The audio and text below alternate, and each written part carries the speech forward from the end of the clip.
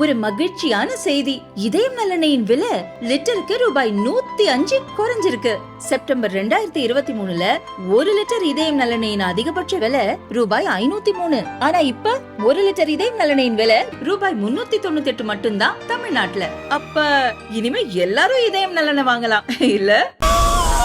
இது வரைக்கும் காட்டுக்குள்ள போனவங்க யாரும் திரும்பி வந்ததே இல்ல. மும்பையில் 2008 நடந்த பயங்கரவாத தொடர் குண்டுவெடிப்பு தாக்குதலில் 166 பேர் கொல்லப்பட்டனர். நூற்றுக்கணக்கானோர் படுகாயமடைந்தனர்.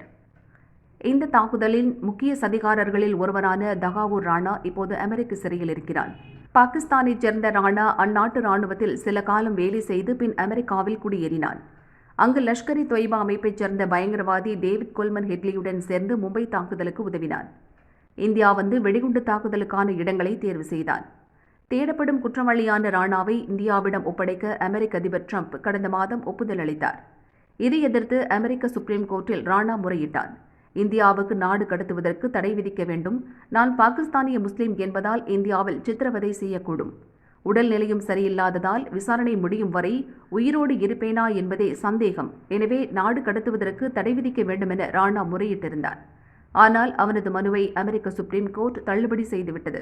இதனால் நாடு கடத்துவதை தடுப்பதற்கான ராணாவின் கடைசி முயற்சியும் தூளானது. ராணாவை நாடு கடத்துவதற்கான நடவடிக்கைகள் ஏற்கனவே நடந்து வருவதால் விரைவில் அவன் இந்தியாவுக்கு கொண்டுவரப்படுவான் என்பது உறுதியாகியுள்ளது.